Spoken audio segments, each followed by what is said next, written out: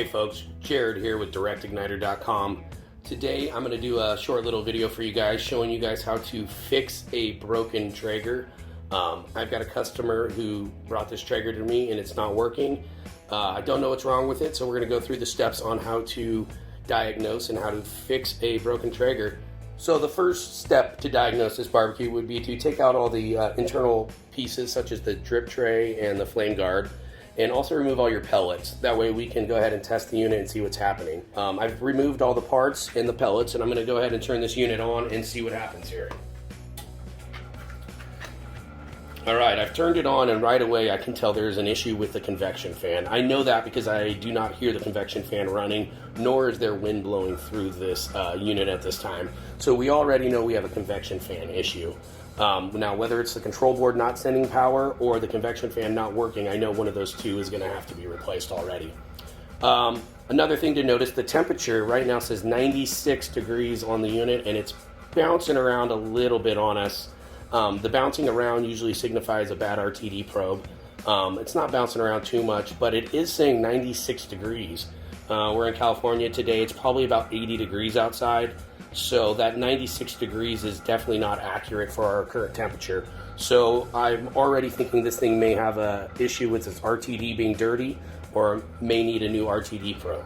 The next thing I'm going to do is run the barbecue here for a few minutes and see if our hot rod gets hot or not. I've got all the pellets pulled out of there, so I'm going to leave it on for about 3, 4, 5 minutes here and check to see if the hot rod is working correctly or not.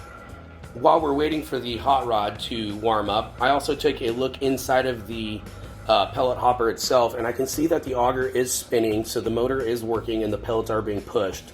So that tells me our auger motor is good on this barbecue. Our fan motor we're not sure about, and our igniter we're waiting to see if that thing's working correctly or not. So far the control board seems to be working, but it seems to be off on temperature, which is leading me to believe this thing may need a new RTD probe, or at least have the RTD sensor cleaned. So we've waited about 3 minutes now, and I can smell the hot rod getting hot. I can also see that it's starting to glow red.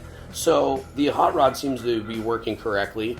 So now it's time to take this thing apart and get down to the bare bones of it and see if this fan motor is broken or if this controller is broken. It's going to be one of the two. So I'm going to flip this thing up and start working on it. So I went ahead and set the barbecue up on my workbench here so it's a lot easier to work on, and I flipped it on its side so I can get to the underneath side. What I need to access right now are these screws right here. I need to undo those screws so that we can access the fan and the control panel. So I went ahead and removed those 4 screws that hold this bottom area on, and now we can access all the components. The first thing I'm going to do is I'm going to test this fan motor. The easiest way to test it would be with a test cord like I've got, but if you don't have one, you can actually test it with your controller itself, or you can test it with a voltage meter to make sure you got power going to it. I unplugged the cord from the fan, which goes to the orange wire. I've got it unplugged, and what I'm going to do is stick it into my tester right now just to see if this thing's working or not. I plug it in, and she is not wanting to move. So that's telling me that this is definitely a bad fan. We've got direct power going to it, and it does not want to operate. So we're gonna have to replace this fan on this barbecue. So far in our diagnosis, we concluded that the auger motor is working fine, the hot rod is working fine, the controller is working, but maybe not perfectly because the temp is off a little bit, but our fan is definitely not working, so we're gonna replace that. To replace this fan, it's very simple. There's 4 screws down on the bottom. We're going to remove those 4 screws and put a new fan on, and then put the screws right back in.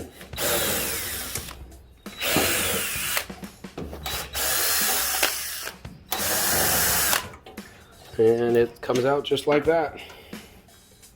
We got a new motor here. We sell these on the website, www.directigniter.com. They're fairly cheap and fairly simple to replace. This is the same exact motor that Traeger or any of the other brands will sell you. So if you need a new replacement, get on Direct Igniter, grab yourself one of these. Really cheap, really easy, simple. You'll be happy with the performance, I guarantee it. As you can see, I'm just kind of positioning the fan, making sure that all the prongs are going to match up. Sometimes you got to manipulate the prongs a little bit to match up to your holes. Barbecues do warp and change shape over time, so don't be surprised if you got to manipulate these bars a little bit to make the holes fit. I went ahead and got all my screws put in by hand real quick, make sure everything fit back properly. I'm just going to tighten all these screws down now. And I'm also going to spin the fan to make sure that it's not hitting anything and we've got proper rotation, which we do. Voila, like that. We have a new fan installed. Now the only thing we need to do to plug it in would be take the orange cord and hook it to the control board's orange cord. These are called Molex connectors. Go ahead and get those reconnected, and this thing's ready to be tested. This barbecue is having a little bit of issues saying the right temp on the screen, so I'm going to go ahead and clean off this RTD sensor on the inside of the barbecue. As you can see, it's kind of caked in ash and dust and soot. We're going to get a little bit of cleaning solution, get that cleaned off before we fire this up, and make sure that our sensor is working properly. Okay, so I just got done cleaning off the RTD sensor, so I'm going to plug this thing in and turn it on, and we're going to see what happens here. And it's on. So the first thing I noticed right away, my temp says 76 degrees, 78 degrees. Earlier it was reading around 90 when it's only about 78 out here right now in California. So that RTD sensor is still working, but it definitely needed a good cleaning. I gave it a good cleaning and now it's reading accurately. Second thing you notice now is we have the fan blower motor working. You can hear it blowing, you can feel the wind coming off of it. So I believe this thing's gonna work properly now. We're gonna go ahead and put some pellets in it and do a proper startup, and we're gonna see what happens. We're about 2 minutes into the startup now. I'm just starting to smell the hot rod getting hot, and you can smell the wood starting to get hot in there. Your hot rod is on for approximately the first 5 minutes, and it's only on during startup, folks. So anytime that your fire goes out, you'll have to do another startup and get that hot rod to turn back on. We are now about 3 minutes into the startup process, and as you can tell, that hot rod's nice and hot. It is starting to really get those pellets smoking, and we should have ignition here pretty soon. Let you guys check this out. Now, ignition will happen when the right amount of heat, fuel, and oxygen is achieved. Right now, when it's smoking a lot, that means we have too much fuel and not enough oxygen. And that'll happen for a minute here until it gets enough oxygen in there and lights those pellets. And that is why you see a ton of smoke during the startup, folks. And there's our fire. As soon as the fire comes on, you notice the smoke will go away because our pellets are now burning and they're not sitting there smoldering from the hot rod. You would now want to make sure that you got your heat baffle and your drip pan back inside your barbecue. And now we're going to take a look and see if it's reading temperatures correctly. I can already tell it is jumping up really fast in heat. We may have an RTD that needs to be replaced on this one. It seems to be jumping really quickly.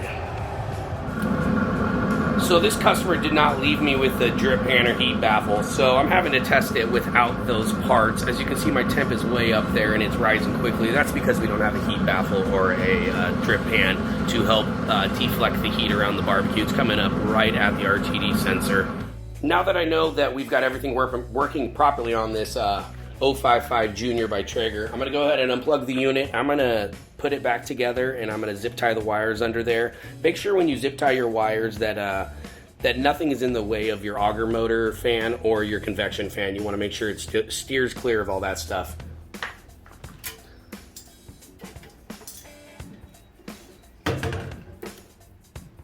Get all these wires, and you wanna get them zip tied away from all your fans. I'm gonna clump them all together here. Get a zip tie on them.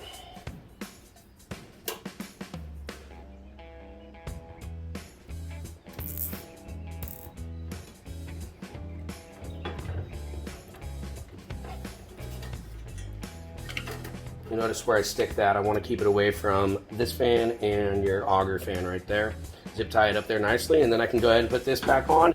I've got the barbecue all put back together and ready to go back to the customer. We got another one fixed. That only took me probably about 30 minutes there to redo all that and record it all. So it's a very easy task for you guys to fix these triggers at home. They're not that hard to work on. If you have any questions, feel free to call us at Direct Igniter. We'd love to talk to you and help you if you got any problems. And we've got every part you could imagine for one of these. So go ahead and hit subscribe and follow us. And also check us out at www.directigniter.com. Thanks for watching.